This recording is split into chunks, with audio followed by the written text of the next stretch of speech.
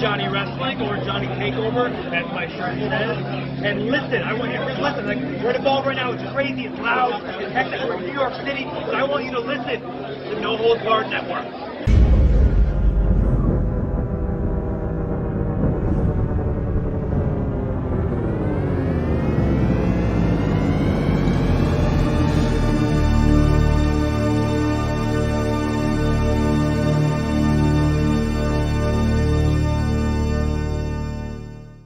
Enough is enough.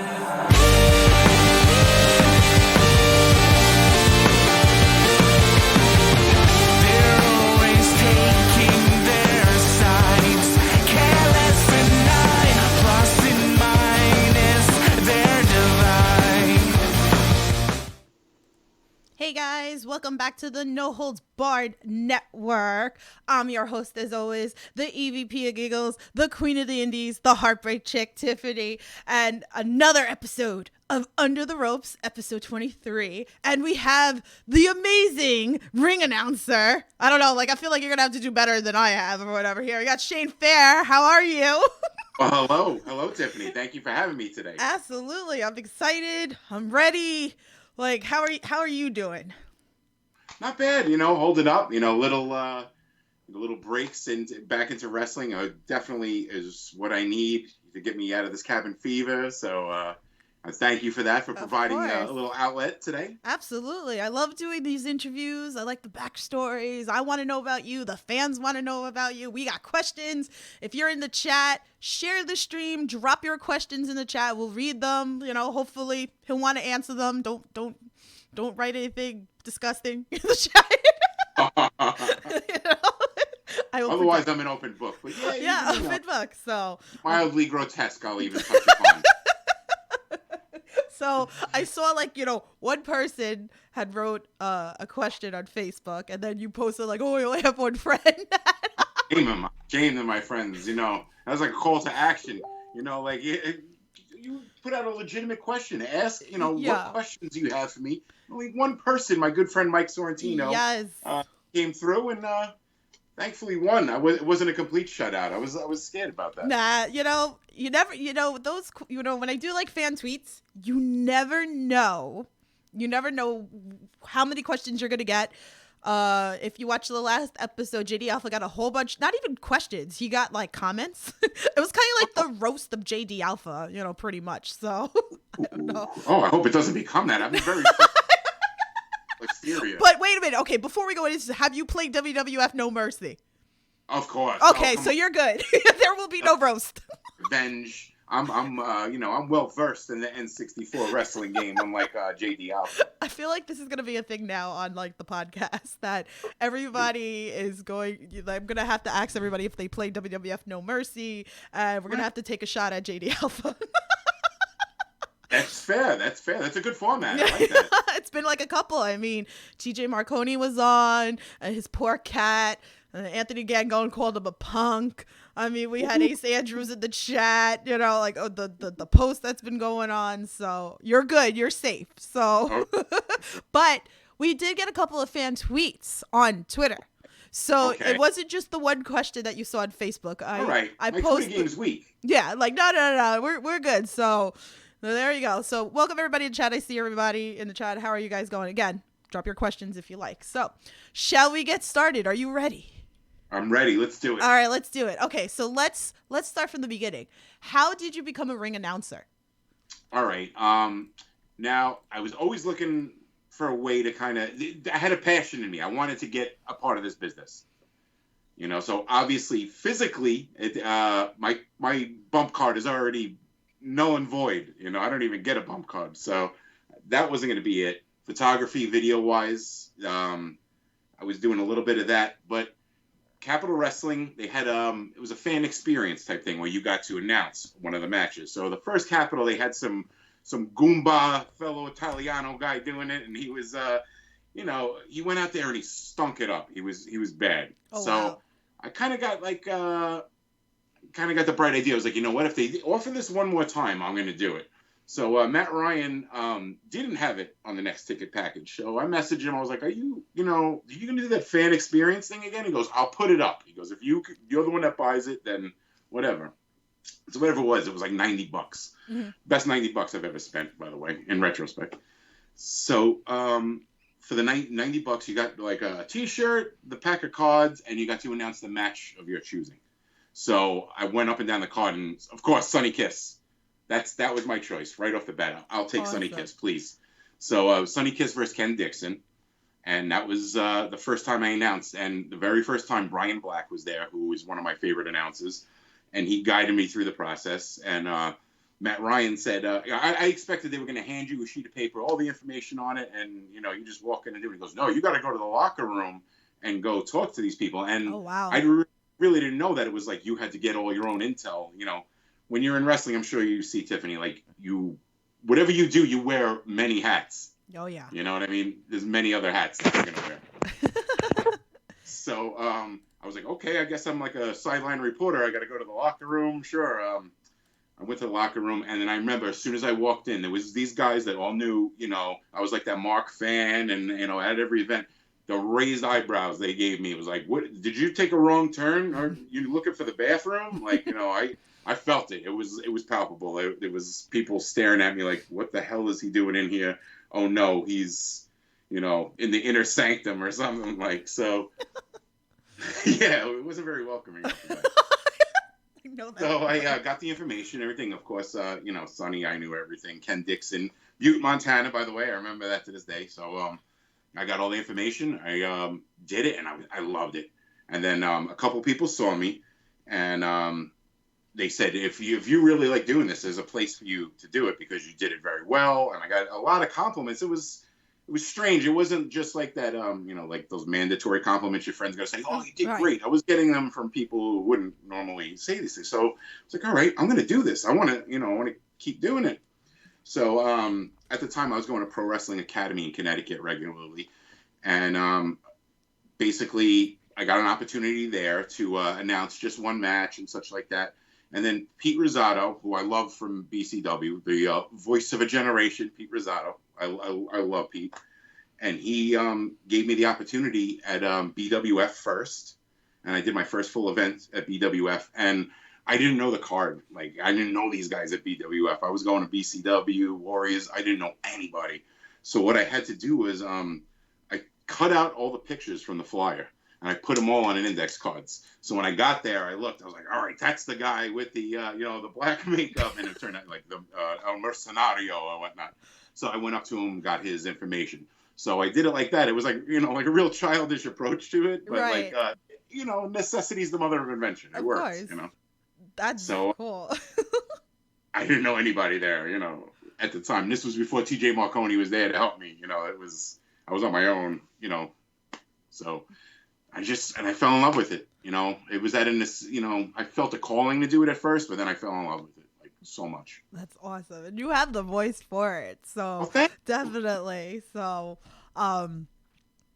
it's funny. You're like the fourth or fifth person. Like I kind of sit in denial and I'm like, I'm not in the business. And like, you're like another person. I was like, yeah, you know how it is. So I get it. Like with the many hats.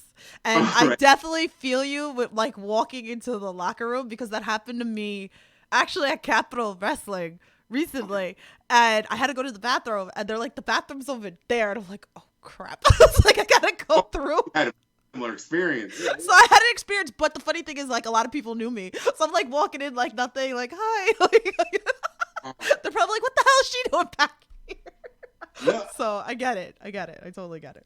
You have that all access pass, in my opinion. Like if I saw you in the locker room, I wouldn't, I wouldn't think a second, A lot of people have been saying that. They were like, I think Ace Andrews said that. He goes, people wouldn't care if you came walking around in the locker room. So I think a lot of people are used to me now, just like walking around, even like showing up at shows, like even IWA. Like I got to do the podcast at one of the last shows, and yeah. So it's been like a really cool experience. So I totally understand what you're coming from. It's, as a fan turning into like, I guess behind the scenes, and I guess I have to admit it, I'm part of the business, but that's it. I'm living in denial, man. Shh. All right. So So has any ring announcer like inspired you to get into the business? Well, definitely, Fink. I'm not going to name names, but you have the reverse effect inspiration where you're like, I can do better than this guy. Like, so there's that, that negative kind of influence too. Yeah, like yeah, that. yeah. It's like So, that. but no, the real one, Larry Legend is Larry who Legend. that's the Sun, Moon, and Stars in my like announcing universe. Are really, I love David Adams. I love Mark Adam Haggerty, of course, but Larry Legend is the king, and obviously Howard Finkel was a huge inspiration. I kind of I kind of have the same cadence. I don't nothing like him in any way, but like I'll deliver this information in a similar way, like birth, hometown, weight, and such like that. So like that format is definitely inspired by him. Right. I love Larry Legend. I was giving him crap at one Best. of the ICW shows because when he was on Beyond Wrestling and the whole Pazuzu thing, when he turned heel, and I was like tweeting at him, I'm like, we need to talk. So when he saw me and my best friend Brad, and he was like, I thought we need to talk. He's like, so let's talk. I'm like, oh, damn. Let's So another great guy. So that's why I like doing these under the ropes, because I love all the stories. So maybe we'll get Larry Legend on as well. Okay. Larry, I'm sorry, just one thing. Larry, go to ahead. me, there's a movie, Woody Allen movie called The Sweet and Lowdown. It's about a jazz musician played by Sean Penn who loves a guitarist by the name of Django Reinhardt. And in the movie, he says that whenever he hears him play guitar, like he's brought to tears. So he's like that. That's like almost how I feel when I listen to Larry Legend. I'm not sitting there bawling in the crowd, but like I'm like, completely. It's like an out of body experience. Like that's how much hearing Larry Legend means to me. And then like Brian Black, of course, and Ryan Peterson too. And I just want to say too, Ryan, of course he lost his mother this week, so I want to definitely send my condolences and love to Ryan. It's been a rough week that we've been seeing. Yeah. So, oh man, but Larry Legend makes you really want to have some big juicy hot dogs. I'm gonna pay for that. If you guys don't watch like Larry Legend, you'll get that joke. Okay, so for the people that don't know you, what promotions have you worked for? Okay, BWF of course was the first. BCW, Recombination Wrestling, Warriors of Wrestling. Well, the one time at Capitol, Pro Wrestling Academy in Connecticut, Pro Wrestling Magic is just, that's a love affair, obviously, and continues to be a love affair. That's a very important place. Not that any place is more or less important to me. Accounts for.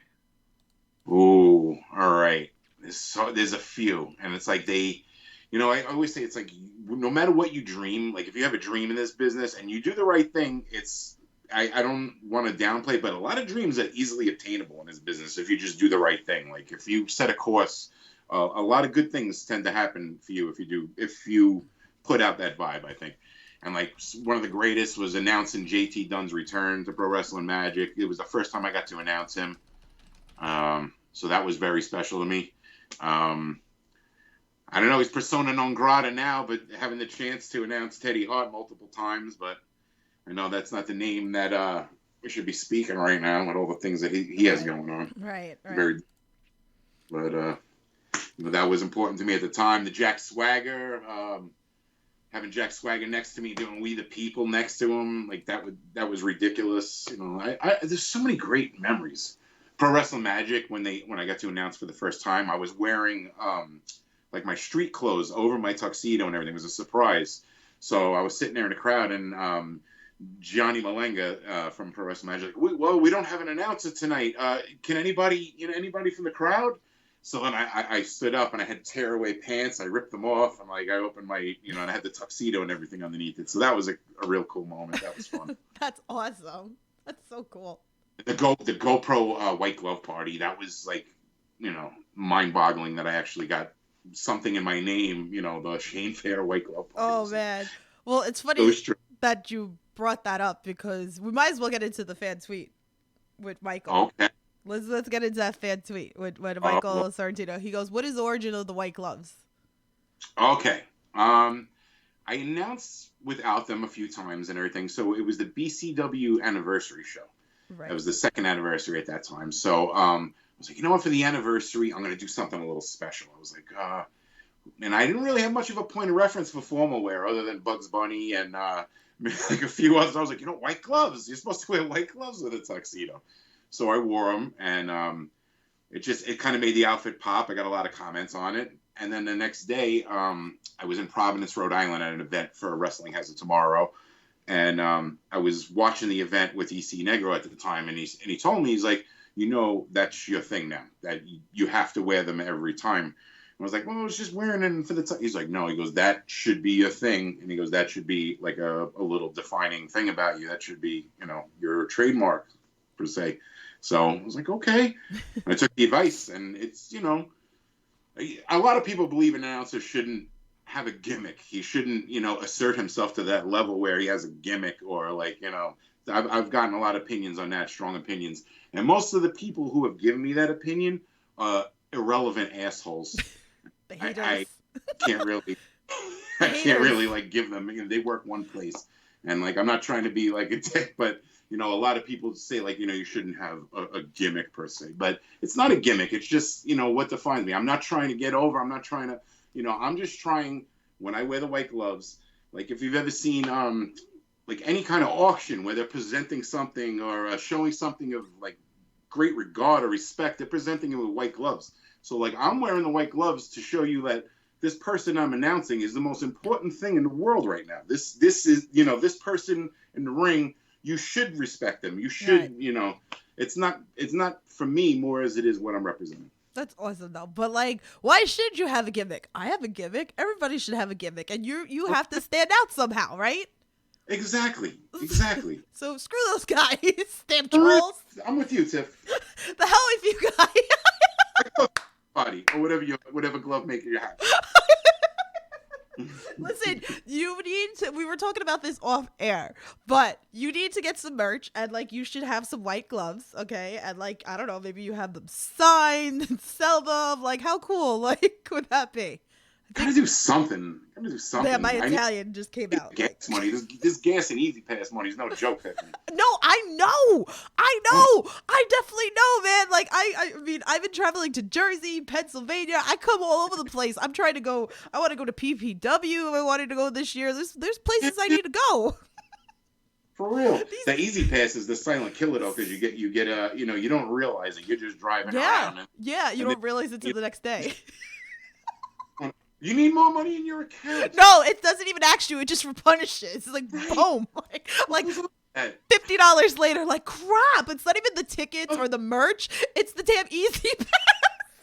How about that light of shame when you go through the toll and it says low balance, and you're looking behind you like, does the guy behind me see this? Oh.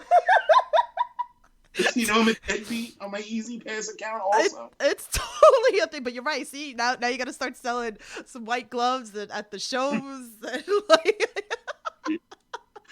oh my God. So actually, I was going to read Frank's question, but before I forget it, because I'm thinking about it right now. So when I was at the Violence and Suffering show, you know where I'm going with this.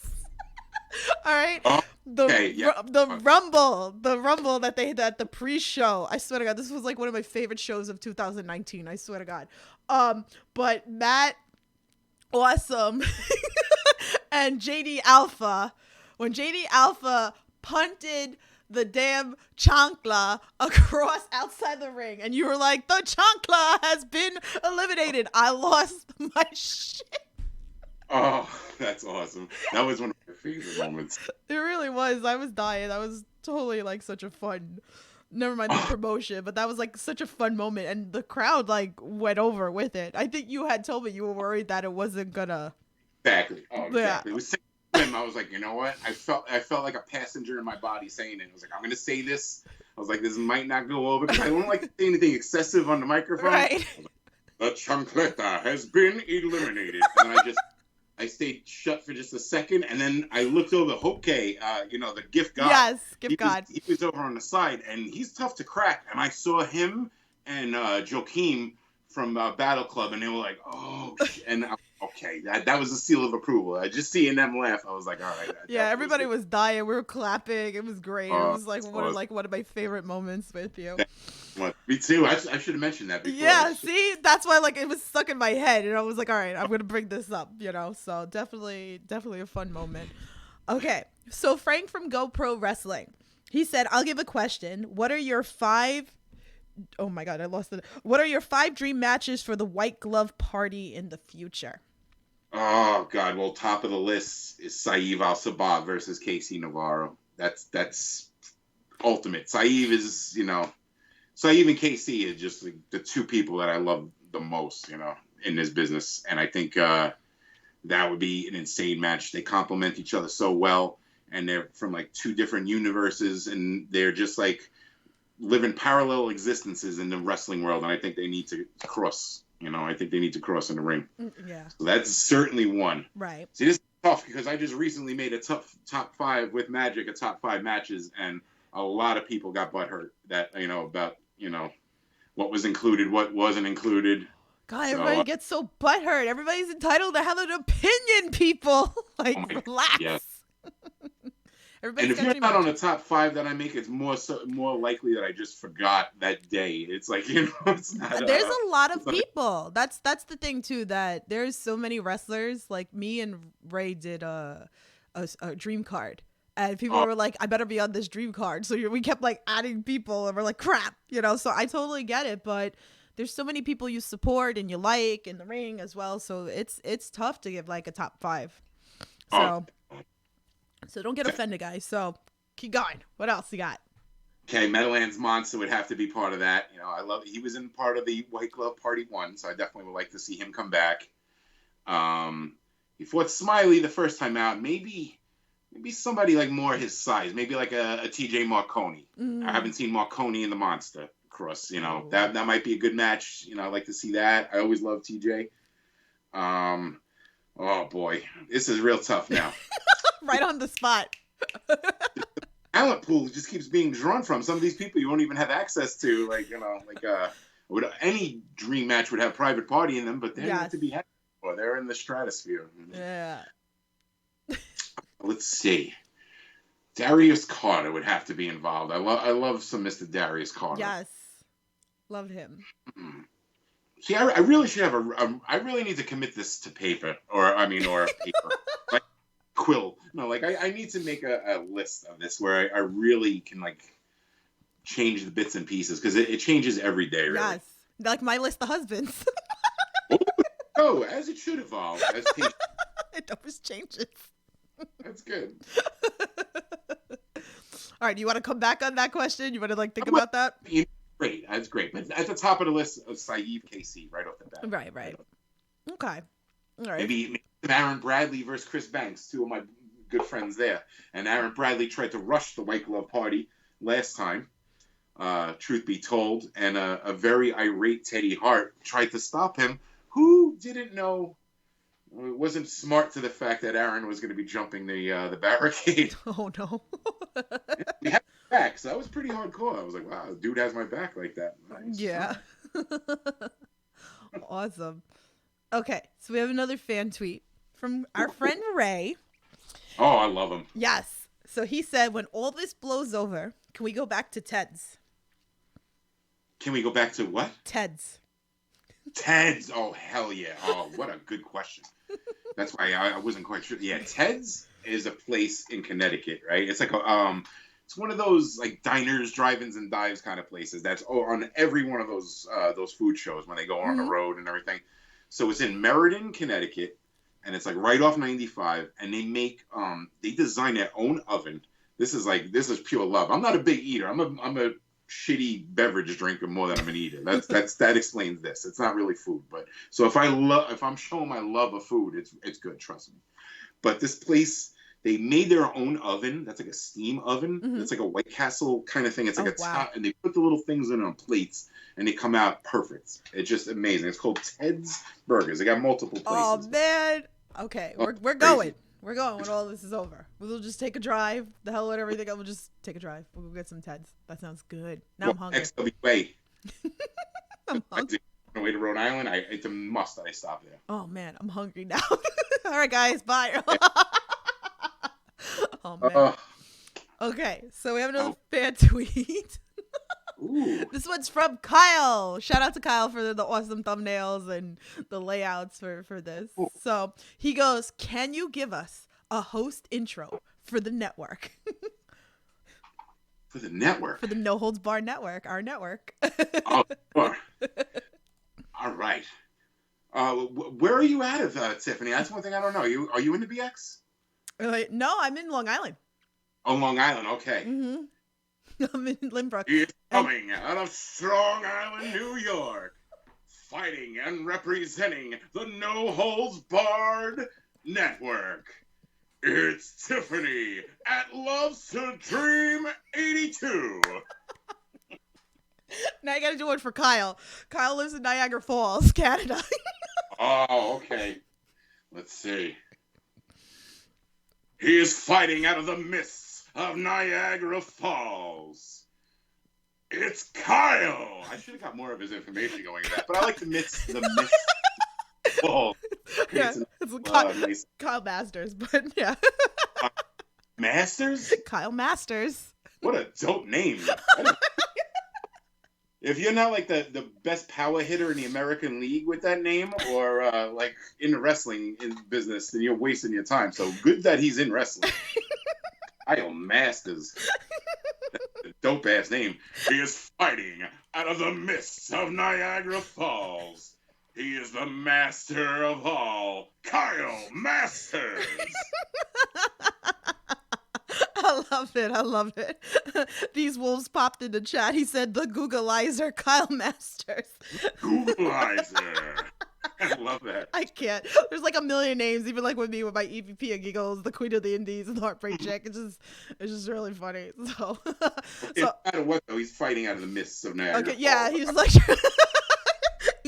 walking out with that dope ass name with the spray behind him. with eating some poutine. Poutine, that's right. The Rainbow Bridge. I was up there. I went up to Niagara Falls by myself. It was so sad. Oh It was like no! morning in winter, and I was up seeing my friend who was like, like an hour from there, and I never saw it. So I was like, I'm going. Yeah. I was like by myself shivering. It was like Aw. it was like Corona level crowd pre-Corona. Like it was nobody there. I was like I had the whole falls to myself. It was It's beautiful. If you guys haven't been there, I've been there. I went for my 30th birthday. Like it was so awesome. Like what a what a great thing to go see. So maybe one day. Down quick though when you leave Niagara Falls though. It's like a couple blocks from there. It's the OK Corral. Man, it's been years since I've been there. Hmm. Okay, so I have to know, what is your preparation for ring announcing? Okay. All right. What I'll do is I have a little database of everyone I've announced. It has their name, hometown, weight, and then a column for special instructions, which is like, taglines. Maybe like somebody has a rough pronunciation of the name, I'll write the pronunciation, like things like that. So when I get the card, I'll go through and I'll write in everybody I have.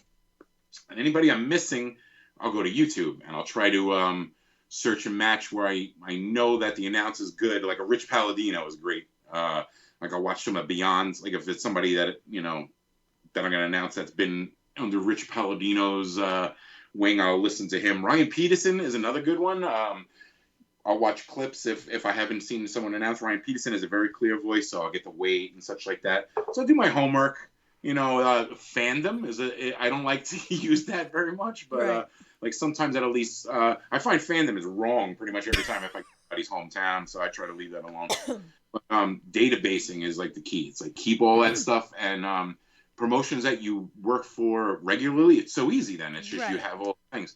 But like shout out to like people like Scotty Cerriti. This dude like he memorizes it all. Wow. Like and I'll talk to him if I'm ever in a pinch. Scotty, what's this one's weight 220. It's like whoa shit. Like he's like a computer. So he's definitely everybody has their own style, I guess. I know Mark Adam Haggerty, he saves all his index cards in a binder. So he alphabetizes them and keeps them in a binder. So then he just pulls the card of whoever he needs. That's a pretty smart method. That's smart, yeah. Pretty awesome. Yeah, I think some people like with an iPad. It's pretty awesome. Yeah. So is there anyone that you haven't got a chance to announce for that you would love to announce for? That's a real good question right now, because it's like I had the list, and then like one by one, I was like, pew, pew, pew. Jake Dunn was the top of that. That's done. You know, that's done. God, sorry. Wow. Ricochet. I know that's like that's the old like Ricochet, Mysterio, RVD. Those are like the three legends. You know, so like at least they're gonna have to come down to my level. Well, I don't think it's like I can get up to their level. Maybe like we can meet in the middle somewhere, but like, I'm not doing that at the E probably. So it's like we're gonna have to meet at some Elks Lodge eventually and figure that out. There you go. Man, the Elks Lodge, they give like really strong drinks. Yeah. Oh my God. It's known for that, definitely. So what has been the most memorable piece of advice that someone's given you in the business? Ooh, gems. I call them gems. Okay. Get a gem every so often. Oh boy. EC let me down last week. I won't talk too much about that, but two of the gems EC Negro gave me was less is more. Mm-hmm. That's a good one. But you don't want to depravity is also in that. You don't want to deprive people, but like less is more. You could say too much. I've seen that a lot of time in promos, like a 5-minute promo. Click right off. I don't want to watch it. 2 minutes. That's the attention span. So I could get less is more is like that. And the best one that he gave me was never half-ass anything. Like never do anything on autopilot. Like always just, like my father says, the extra mile is never crowded. So you do a little bit more than the rest. You stand out. Of course. Definitely. I feel like that's a great goal even in life. For real. Yeah. So what is your long-term goal in the business? I'd like to get to a different, like a higher plateau. I never thought Magic was obtainable. I never thought Warriors was obtainable, and it happened. Now it's like, Impact, GCW. That realistically would be two things that I would love to do. I think that might be realistic. Of course, everybody, would love to, do something for WWE, but I don't see any fat announcers in their ring. Something's up there. Oh gosh, no. Everybody's got like they're like a 36 short, like a 36 regular suit. I don't know. Oh my goodness. All right, I mean, like, hey, I'm down for like Impact and some GC Dub. I'm all about it. Yeah. GC Dub. The white gloves and the bloodstained ring is just like the perfect contrast in my opinion. Do you get like blood stains on the gloves though? Like when you announce, do like you have special ones made? Well, you don't need to because if you're in the ring long enough, you'll get the blood stains on the white gloves. Right? I get the thumbtacks in the shoes. That's always fun. You come home and you look. Yes. Get that. I see that even like at other promotions. They're like, they didn't take them out. Like, okay. No, that's bad luck. Okay. See, I didn't know that. So. You take him, guy gets hurt. Well, there. I like it. Damn. Okay, so let's talk about your Collect Tops probe and your live box break on Facebook. What caused your love for collecting? And let's start with that. Well, I've always worked in collectibles, like from like 93 to 98. I managed like a sports collectible store, so I always I got like a real dark side view of the business. So like, and I also at the same time I learned how to make money in the business while sustaining the hobby. Right. So I've always collected baseball cards when I was younger, and I guess it kind of just flipped off into wrestling cards. So I don't know. I've just always liked the feeling like it's an OCD dream because you're putting things in order, you're putting things in plastics. It's like, oh God, if you have OCD and you love wrestling and you need a hobby and you have like a little bit of liquid income, then definitely it's for you. You get like a lot of boxes that I see you like opening on Facebook. It's ridiculous. Everything's like $100 plus bucks, and I was figuring out the other day before I did the box break. I was like, this comes out to over $1 a card. Like, I gotta have a better way to spend my money than this shit. But you know what? tell you, Tiffany, one of the main reasons I do that is like a big middle finger to anybody that has kids that shits on me that I'm old and don't have kids. It's like, oh, you got kids? Well, I could buy boxes of trading cards, stupid, and sit there opening packs all night because I got that extra income that you had to spend on Infamil today. So that your baby didn't spit up that you had to clean up. So That's terrible. But I feel you on that. It's always like, how old are you? When are you going to settle down? When are you going to have kids? Like, bro, it don't work like that. Like, in 18 years, they're not going to tell me they hate me and they want to move out. So fucking good on you. I don't know, man. Like, I hate that though. But that's funny. That's a good one. I'm a little venomous today. I think it's the cabin fever. Well, I know. All right. So, what's your most valuable card? All right, Tim. One time when I worked in this collectible store, right? So this guy comes in one day, and he had a bunch of old cards, and it were tobacco cards, right? And I was like, I had a modest income while I worked there, and and I was away doing his thing, so I looked through them, and it was a Cy Young. Right, and the Cy Young Award in baseball, of course, right? Yes. This is the dude. Like I'm holding his card in my hand. It's a 1911 Sweet Caporal from the tobacco cards. That used to come with cigarette packs. It's a 1911 gold border. So I was like, well, how much do you want for it? He's like, well, I want 20 for all of them, so give me 5. I was like, oh shit. So at the time, I was a little unscrupulous, little 17-year-old. I was like, here you go. I gave him the 5. And this card was like, it's worth thousands. So that's probably one of the better ones. It's probably cursed for the way I got it. Oh, God. Oh, man. Kyle said in the chat, mine is a CM Punk hand signed 1/1 Chicago Blackhawks jersey card. That's crazy. Any of the 1/1s. I bought a one of one Mysterio autograph from the Topps Money in the Bank 2019 set. And it gives you a crazy, I don't know if he can attest to this, but it gives you a weird sense of power because you're like, I have the only one. It gives you some sword in the stone type feeling. It's like, I've got the only one and no one can have this. That's awesome. I like that. That's so awesome. I used to collect baseball cards. They're somewhere in storage somewhere. Oh, shoot. It's just hand them here. I don't know anything anymore. Better to give up. So I asked everybody that comes on this podcast this question, and I want to hear yours. I had some interesting stories. What's been the craziest thing a fan's done to get your attention? I'm sure you have stories. If you can't think of one and you have a couple in mind, go for it. Because I love hearing the stories because they make me laugh. Yeah, I don't have the fans. I'm on first off, I'm old ass, and I think I don't know. I don't get it like that. No, nothing. I'm trying to think. Oh man, I don't know. It's been pretty tame so far. Really? Yeah. Wow, I'm surprised because I always see you. The Warrior of Wrestling that I came to. That was the first show I came to for Warriors of Wrestling, and then I was snapping pictures of your face reactions. It was the most funniest thing that I had my friends staring at you too because we were just sitting there dying. We're like, look at his face. Oh, that's awesome. I try to just acting is reacting, but it's not even acting. It's just I'm so shocked by the things I just let it out instead of I'm sitting at I love Warriors too because they have that little scoring the little bell keepers table. Yeah. So it's I feel like I have my own private table. It's I'm sitting there in my little suit and at my own private table. I use this term all the time, the front row seat. So it's I have the front row seat.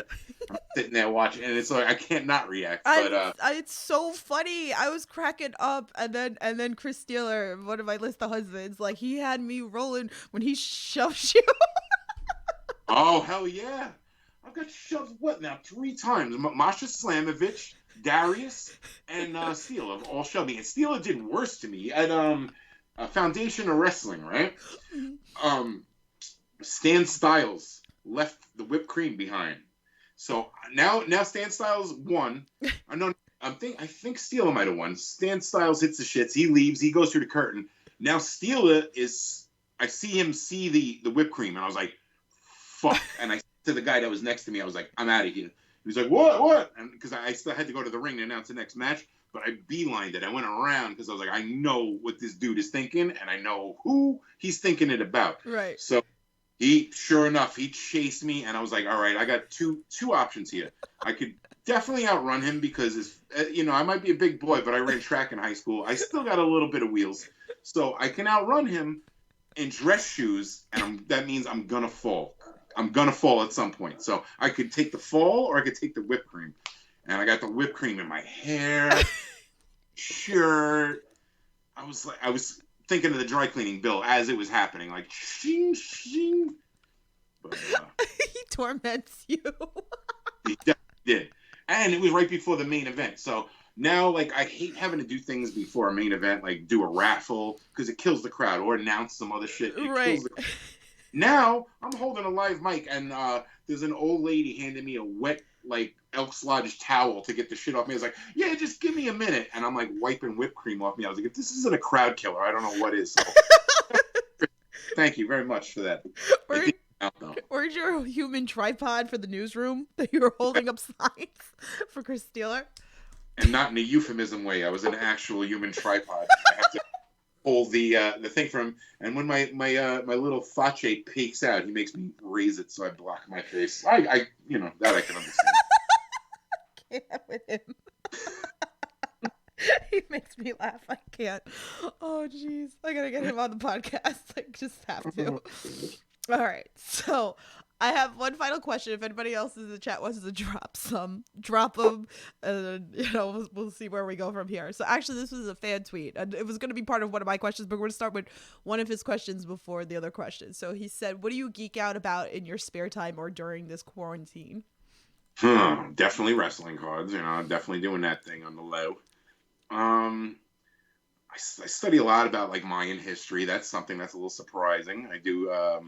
I've been to the ruins many times, about 5 times. So, in Chichen Itza and Ixquil and a couple of different places in Quintana Roo and Merida. So I'm the Mayan study is a little weird, and a lot of people can't really, like, talk to your friends about that. Hey, Bob, you see that Quetzalcoatl carving over there?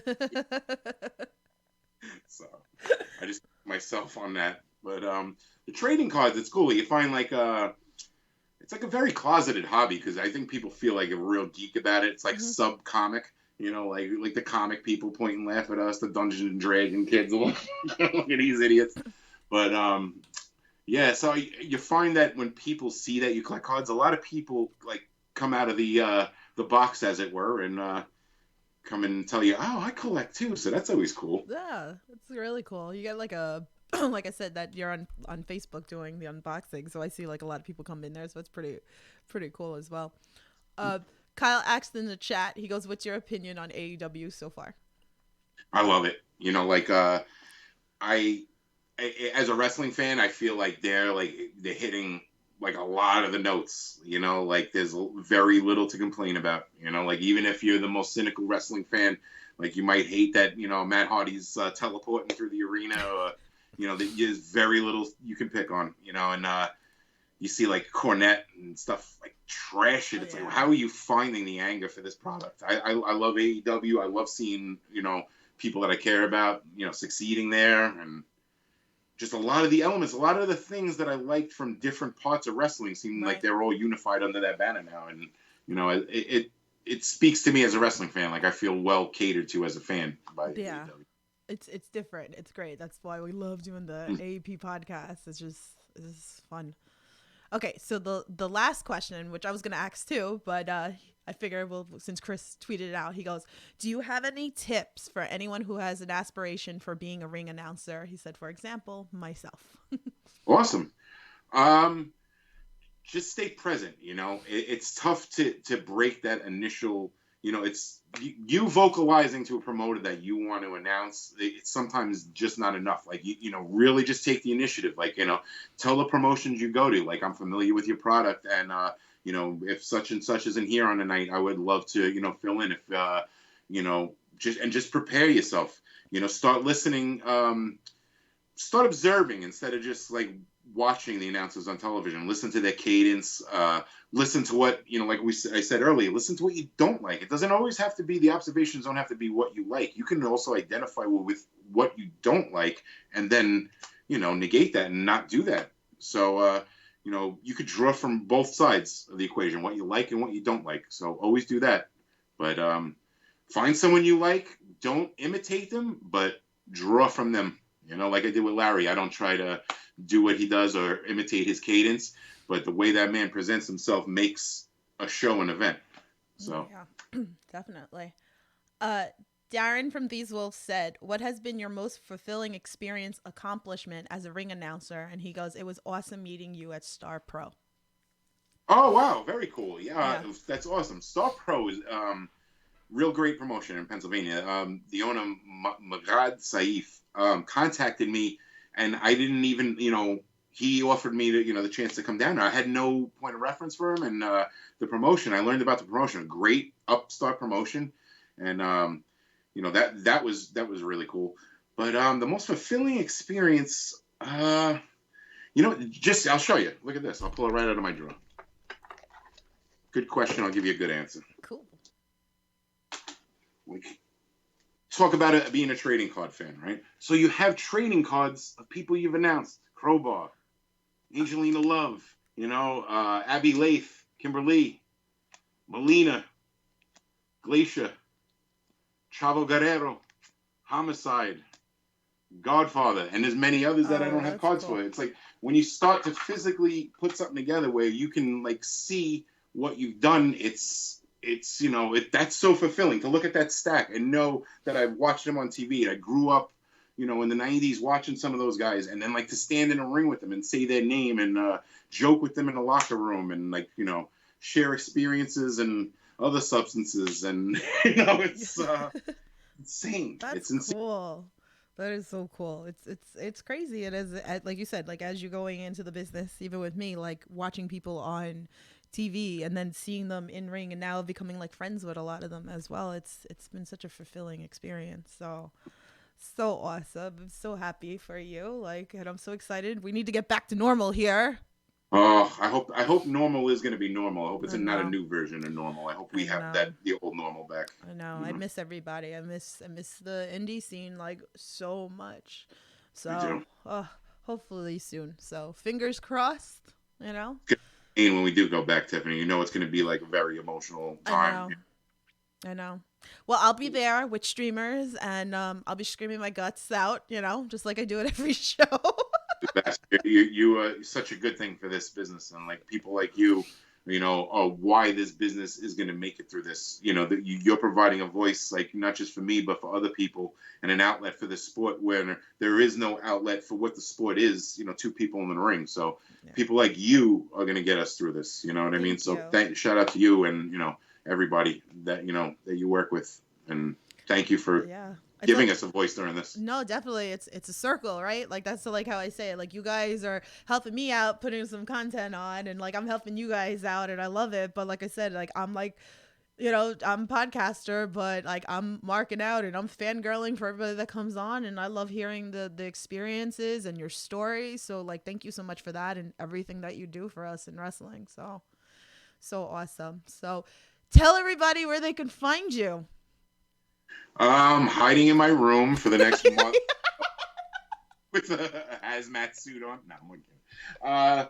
Facebook, Shane Fair. I don't have it's the shoot page. Just come on down. All people welcome. That's my real name. Everything. Come and say hello on Facebook.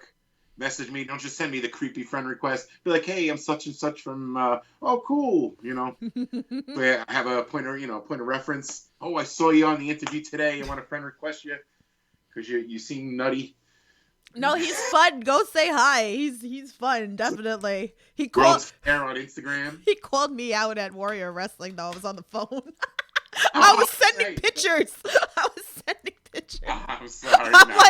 I'm my own gift god. I mean, I'm sure you see, I take video and then I post it up for the wrestlers as well. That's right. I stole the Mike Law gimmick. Mike Law always calls out people on the phone. I think I just was channeling my inner Mike Law at that point. I love it. So, yeah, guys, go give him a follow. So, Definitely. Thank you so much for coming on to the podcast. I really appreciate it. I can't wait to see you again. Guys, go give him a follow. All his links are down below in the description. What are you doing? It's the best I could do. Can't with you. Anyway, guys, thank you so much for listening. This is episode 23 of Under the Ropes on the No Holds Barred Network. I'm your host, as always, the EVP of Giggles, the Queen of the Indies, Heartbreak Chicken, the name of a million names, pretty much. Chicken? Heartbreak Chick. I can't. Everybody kills me on this podcast. I swear to God. Anyway, guys, be safe. We'll see you soon. Have a good one.